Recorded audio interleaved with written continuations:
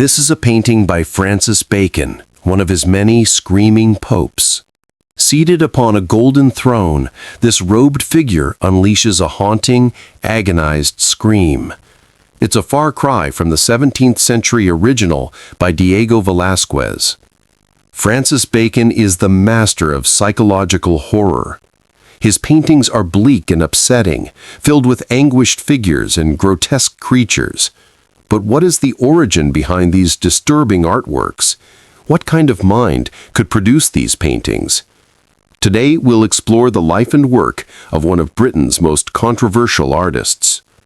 Francis Bacon was born in 1909 in Dublin, Ireland. He was named after the 16th century philosopher, also called Francis Bacon, a pioneer of the scientific method. His father, Edward, was a retired army major, and the two shared a fraught and troubled relationship from the very beginning. Francis was a shy and sensitive child. He suffered from chronic asthma, a condition that often left him gasping for breath, an experience that would later haunt his artwork. Their already strained relationship reached a breaking point when Francis came out as gay, much to the fury of his father. In an era when homosexuality was both illegal and deeply stigmatized, this revelation was more than his conservative, military father could accept. Rejected by his family, Francis was cast out of his home at just 17 years old. With nowhere to go and no support, he set out for Europe, determined to forge his own path in a world that seemed hostile to his very existence. Francis soon immersed himself in the arts, traveling through Berlin, Paris, and London. He studied the Christian masterpieces of the Renaissance, works by Grunewald, Titian, and other old masters who depicted suffering with unflinching detail. He was equally captivated by the radical modernism of Picasso, whose distorted figures showed him that art could break free from traditional representation. He was also fascinated by the new medium of cinema, particularly the work of Soviet filmmaker Sergei Eisenstein.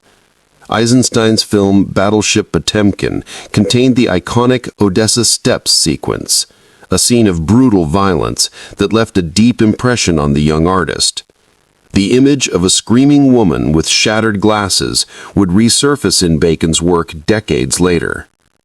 Inspired by everything he'd seen, Francis began creating his own paintings. Few of these early works survive. Bacon was notorious for destroying paintings he disliked, sometimes in fits of frustration or self-criticism.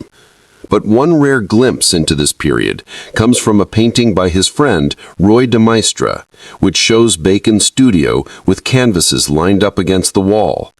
It's clear that even then he was active and already experimenting with strange, abstract figures, forms that would eventually culminate in his first breakthrough work. In 1933, Francis produced his first significant painting, Crucifixion. At the center stands a ghostly white figure with long, slender arms. Its head, hands, and feet are reduced to pale, formless shapes.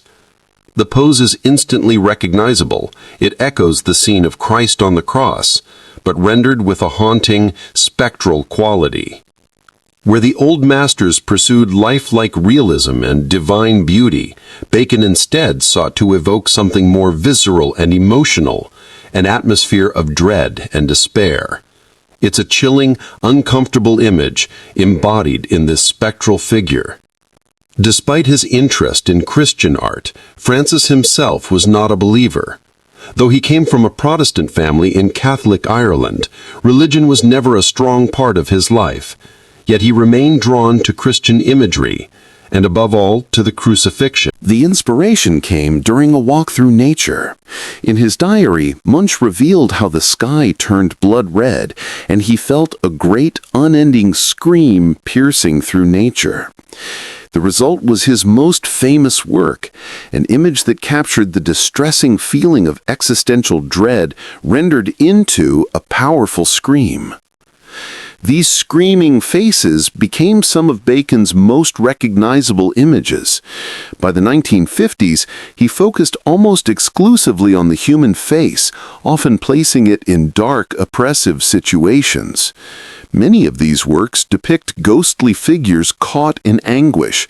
Some wear crooked, broken glasses, a direct reference to the famous scene from Battleship Potemkin that had so affected him as a young man. But no image captured Bacon's imagination more than a portrait of Pope Innocent X painted by Diego Velázquez in the 17th century. The original is considered one of the finest works in Western art.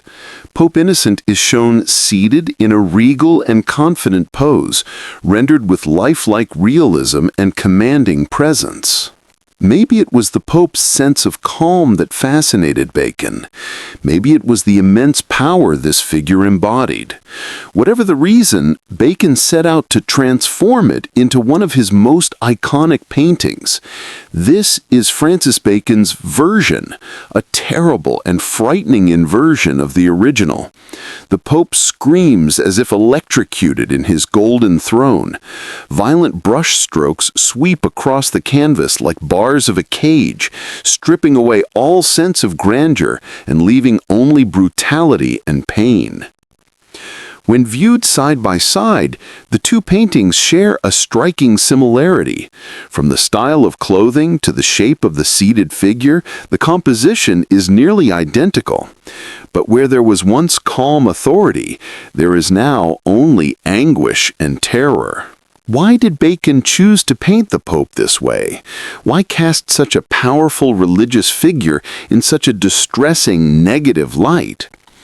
At the time, many accused Bacon of attacking the Church. It was as if he was capturing the historic suffering inflicted by religious institutions, giving voice to victims of clergy abuse and institutional violence. Others saw a resemblance between Bacon's portrait and Pope Pius XII, who reigned during World War II and faced criticism for his perceived failure to speak out against fascist atrocities. Perhaps the screaming Pope was crying out on behalf of all those who had suffered yet been silenced.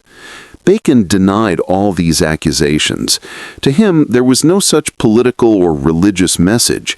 Recreating this papal portrait was simply an aesthetic choice, art for the sake of art, an exploration of form, color, and emotion.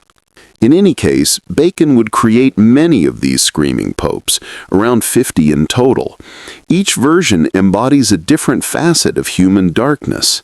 Some figures bare their teeth in agony, others cower in terror, while a few twist their mouths into sinister grins. Each painting tests new styles and forms of expression, but all share an unmistakable, unnerving quality. As for me, I don't like these paintings, and I mean that as a sincere compliment.